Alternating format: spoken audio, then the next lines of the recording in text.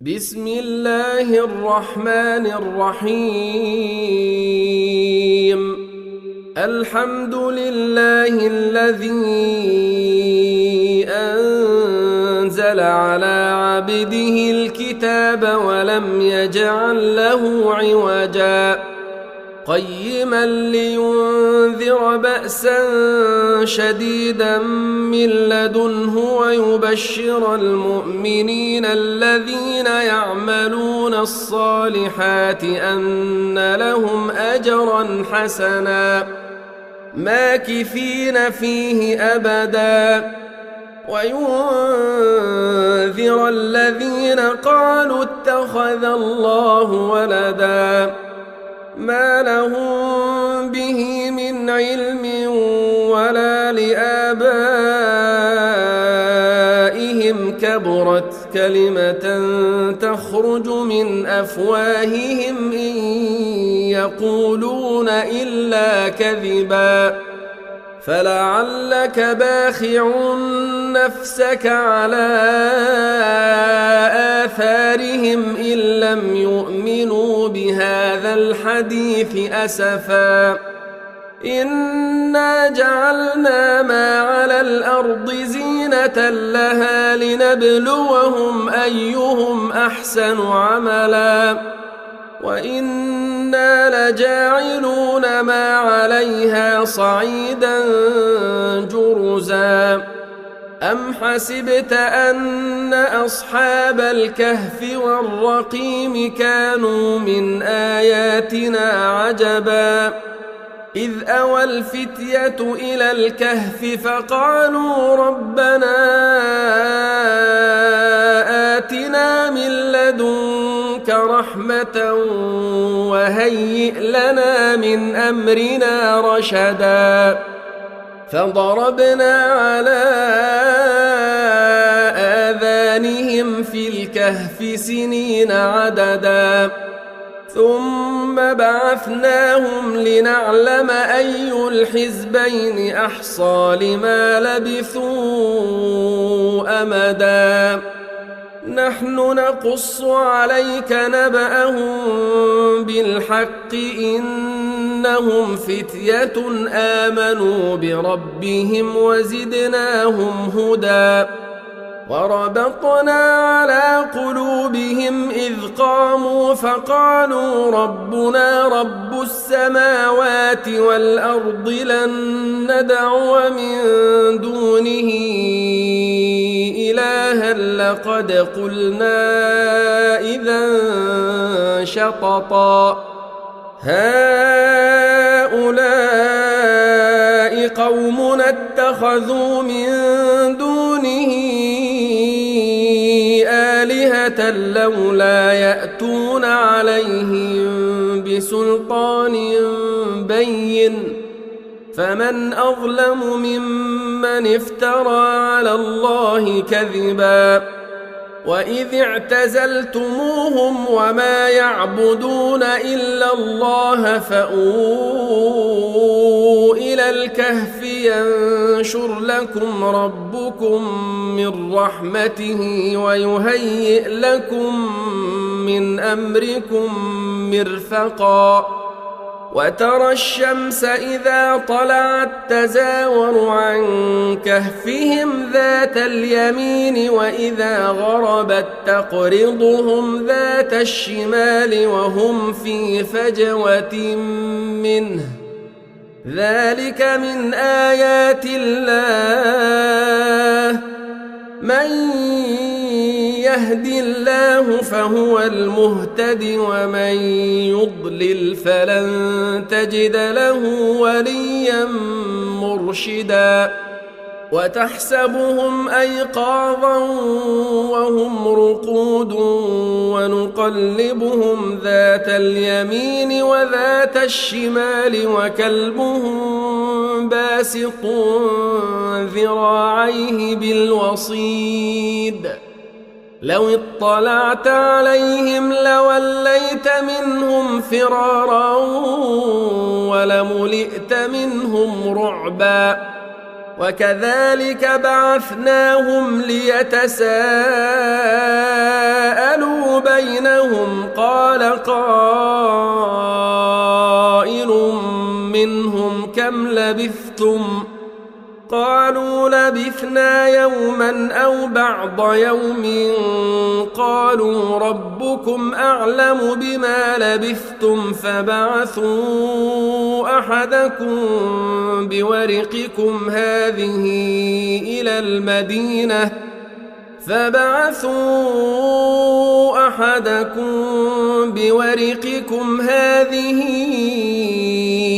المدينة فلينظر أيها أزكى طعاما فليأتكم برزق منه وليتلطف ولا يشعرن بكم أحدا إنهم إن يظهروا عليكم يرجموكم أو يعيدوكم في ملتهم ولن تفلحوا إذن أبدا وكذلك أعثرنا عليهم ليعلموا أن وعد الله حق وأن الساعة لا ريب فيها إذ يتنازعون بينهم أمرهم فقالوا ابنوا عليهم بنيانا ربهم أعلم بهم قال الذين غلبوا على أمرهم لنتخذن عليهم مسجدا سيقولون ثلاثة رابعهم كلبهم ويقولون خمسة سادسهم كلبهم رجما بالغيب ويقولون سبعة وثامنهم كلبهم قل ربي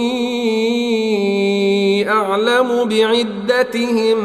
ما يعلمهم إلا قليل فلا تمار فيهم إلا مراء ظاهرا ولا تستفت فيهم منهم أحدا ولا تقولن لشيء إني فاعل ذلك غدا إلا أن يشاء الله واذكر ربك إذا نسيت وقل عسى أن يهديني ربي لأقرب من هذا رشدا ولبثوا في كهفهم 300 سنين وازدادوا 9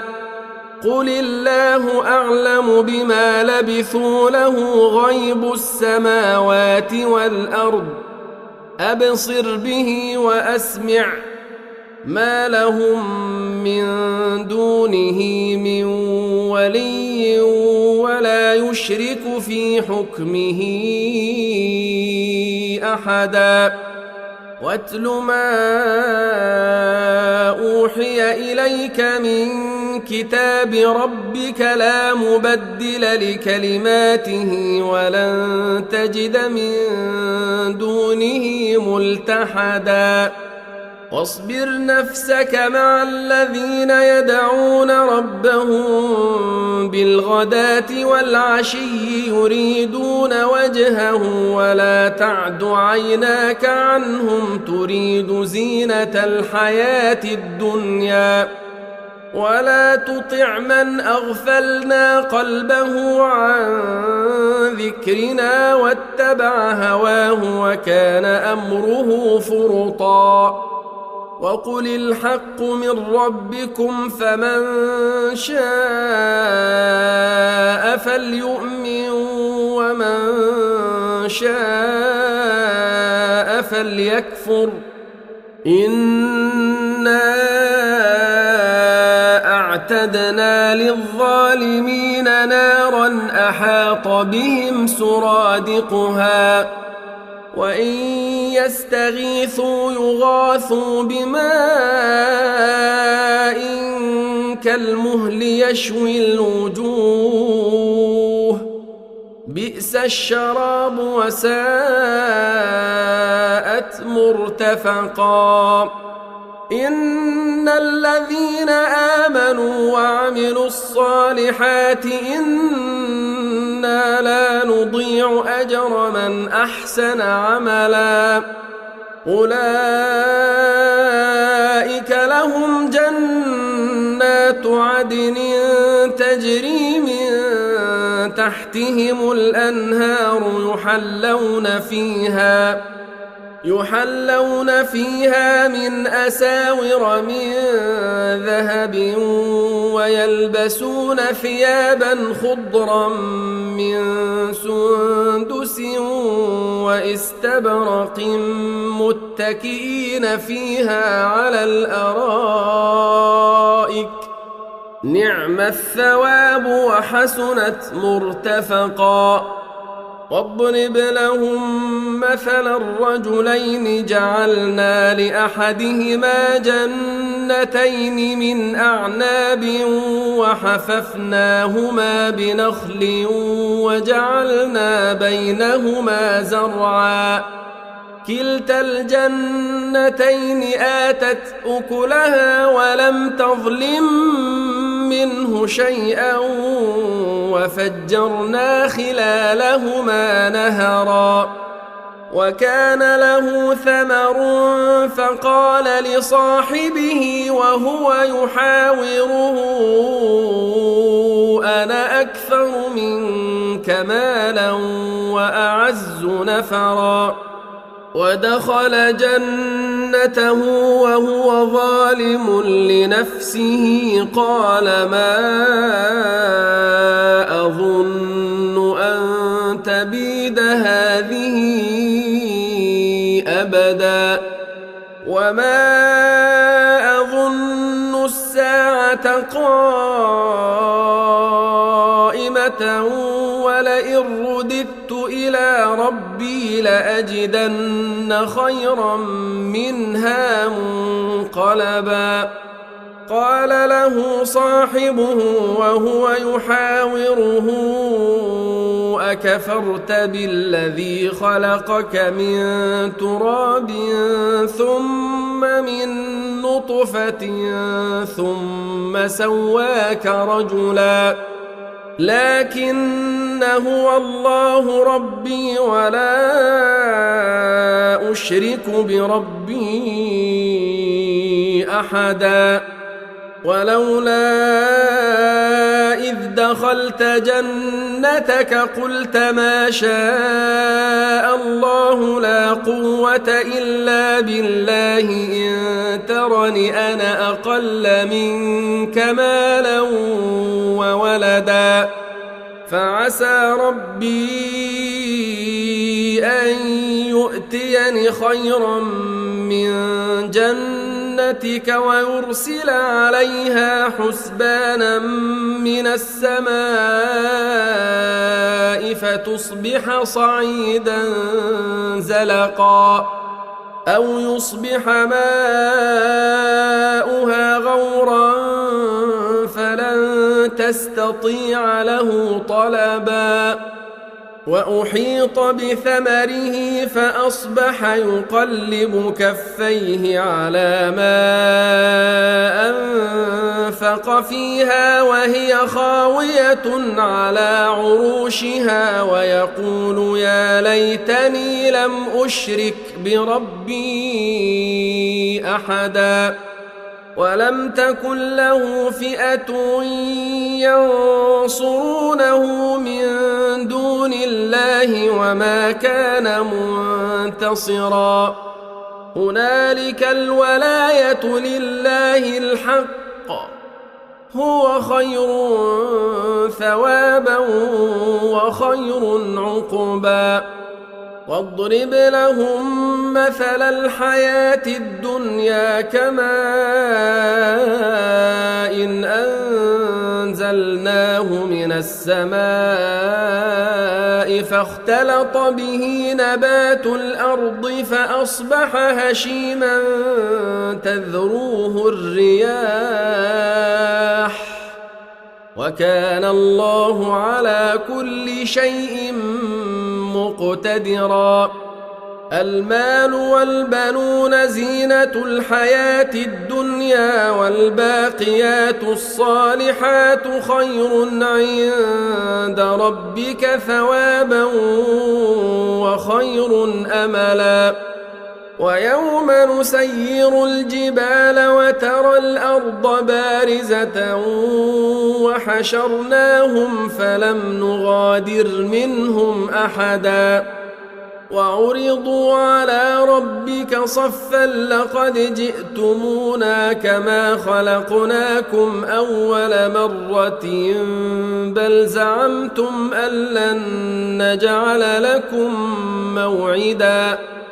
ووضع الكتاب فترى المجرمين مشفقين مما فيه ويقولون يا ويلتنا ما لهذا الكتاب لا يغادر صغيرة ولا كبيرة إلا أحصاها ووجدوا ما عملوا حاضرا ولا يظلم ربك أحدا. وإذ قلنا للملائكة اسجدوا لآدم فسجدوا إلا إبليس كان من الجن ففسق عن أمر ربه أفتتخذونه وذريته أولياء من دوني وهم لكم عدو بئس للظالمين بدلا. ما أشهدتهم خلق السماوات والأرض ولا خلق أنفسهم وما كنت متخذ المضلين عضدا. ويوم يقول نادوا شركائي الذين زعمتم فدعوهم فلم يستجيبوا لهم وجعلنا بينهم موبقا. ورأى المجرمون النار فظنوا أنهم مواقعوها ولم يجدوا عنها مصرفا. ولقد صرفنا في هذا القرآن للناس من كل مثل وكان الإنسان أكثر شيء جدلا. وما منع الناس أن يؤمنوا إذ جاءهم الهدى ويستغفروا ربهم إلا أن تأتيهم سنة الأولين أو يأتيهم العذاب قبلا. وما نرسل المرسلين إلا مبشرين ومنذرين ويجادل الذين كفروا بالباطل ليدحضوا به الحق واتخذوا آياتي وما أنذروا هزوا. ومن أظلم ممن ذكر بآيات ربه فأعرض عنها ونسي ما قدمت يداه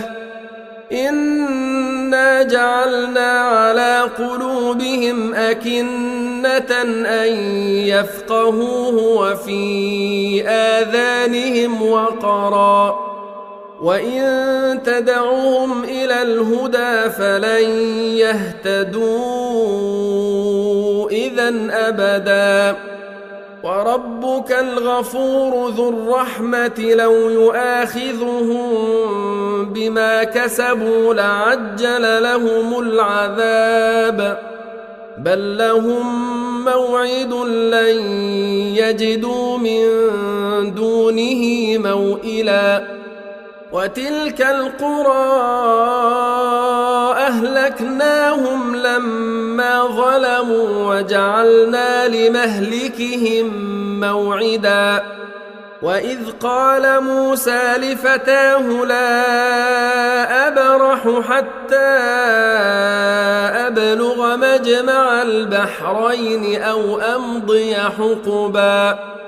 فلما بلغا مجمع بينهما نسيا حوتهما فاتخذ سبيله في البحر سربا فلما جاوزا قال لفتاه آتنا غداءنا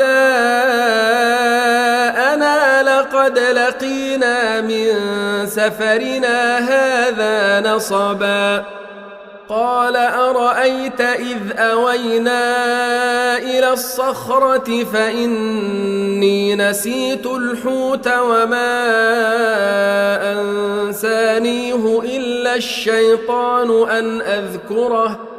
واتخذ سبيله في البحر عجبا قال ذلك ما كنا نبغي فارتدا على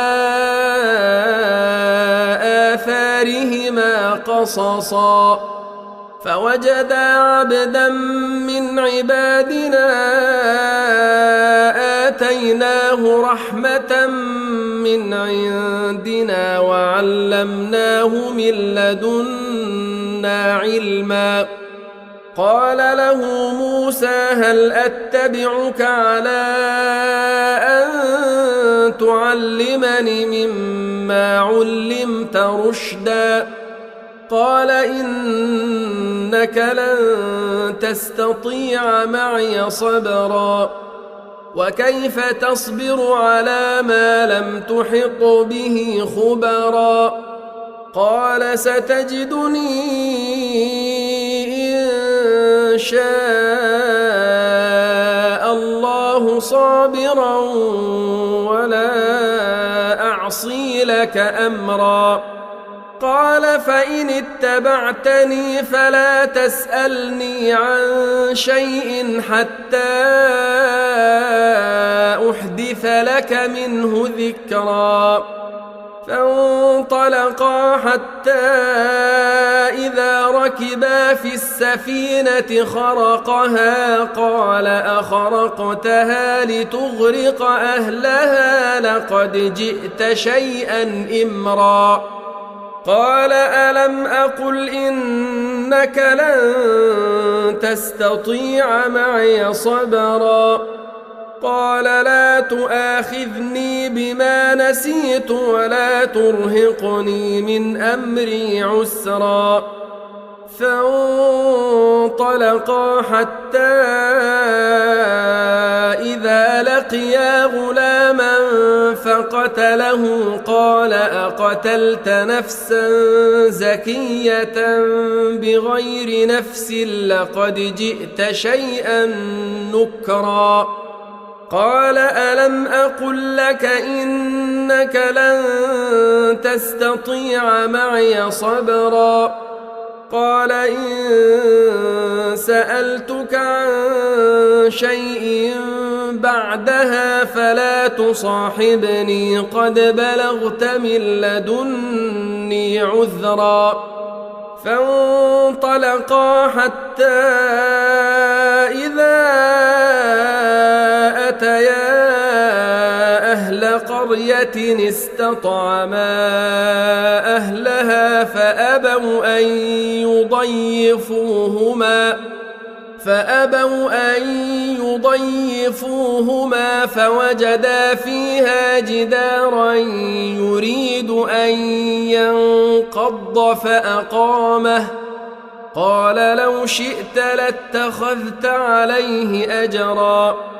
قال هذا فراق بيني وبينك سأنبئك بتأويل ما لم تستطع عليه صبرا أما أما السفينة فكانت لمساكين يعملون في البحر فأردت أن أعيبها وكان وراءهم ملك يأخذ كل سفينة غصبا وأما الغلام فكان أبواه مؤمنين فخشينا أن يرهقهما طغيانا وكفرا فأردنا أن يبدلهما ربهما خيرا منه زكاة وأقرب رحما وأما الجدار فكان لغلامين يتيمين في المدينة وكان تحته كنز لهما وكان أبوهما صالحا فأراد ربك أن يبلغا أشدهما ويستخرجا كنزهما رحمة من ربك وما فعلته عن أمري ذلك تأويل ما لم تسطع عليه صبرا ويسألونك عن ذي القرنين قل سأتلو عليكم منه ذكرا إنا مكنا له في الأرض وآتيناه من كل شيء سببا فأتبع سببا حتى إذا بلغ مغرب الشمس وجدها تغرب في عين حمئة ووجد عندها قوما قلنا يا ذا القرنين إما أن تعذب وإما أن تتخذ فيهم حسنا قال أما من ظلم فسوف نعذبه ثم يرد إلى ربه فيعذبه عذابا نكرا وأما من آمن وعمل صالحا فله جزاء الحسنى وسنقول له من أمرنا يسرا ثم أتبع سببا حتى إذا بلغ مطلع الشمس وجدها تطلع على قوم لم نجعل لهم من دونها سترا كذلك وقد أحطنا بما لديه خبرا ثم أتبع سببا حتى إذا بلغ بين السدين وجد من دونهما قوما لا يكادون يفقهون قولا قالوا يا ذا القرنين إن يأجوج ومأجوج مفسدون في الأرض فهل نجعل لك خرجا على أن تجعل بيننا وبينهم سدا قال ما مكني فيه ربي خير فأعينوني بقوة أجعل بينكم وبينهم ردما آتوني زبر الحديد حتى إذا ساوى بين الصدفين قال انفخوا حتى إذا جعله نارا قال آتوني أفرغ عليه قطرا فما استطاعوا أن يظهروه وما استطاعوا له نقبا قال هذا رحمة من ربي فإذا جاء وعد ربي جعله دكاء وكان وعد ربي حقا وتركنا بعضهم يومئذ يموج في بعض ونفخ في الصور فجمعناهم جمعا وعرضنا جهنم يومئذ للكافرين عرضا الذين كانت أعينهم في غطاء عن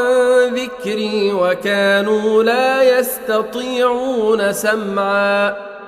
أفحسب الذين كفروا أن يتخذوا عبادي من دوني أولياء إنا أعتدنا جهنم للكافرين نزلا قل هل ننبئكم بالأخسرين أعمالا الذين ضل سعيهم في الحياة الدنيا وهم يحسبون أنهم يحسنون صنعا أولئك الذين كفروا بآيات ربهم ولقائه فحبطت أعمالهم فلا نقيم لهم يوم القيامة وزنا ذلك جزاؤهم جهنم بما كفروا واتخذوا آياتي ورسلي هزوا إن الذين آمنوا وعملوا الصالحات كانت لهم جنات الفردوس نزلا خالدين فيها لا يبغون عنها حولا قل لو كان البحر مدادا لكلمات ربي لنفد البحر قبل أن تنفد كلمات ربي ولو جئنا بمثله مددا قل إنما أنا بشر مثلكم يوحى إلي أنما إلهكم إله واحد فمن كان يرجو لقاء ربه فليعمل عملا صالحا ولا يشرك بعبادة ربه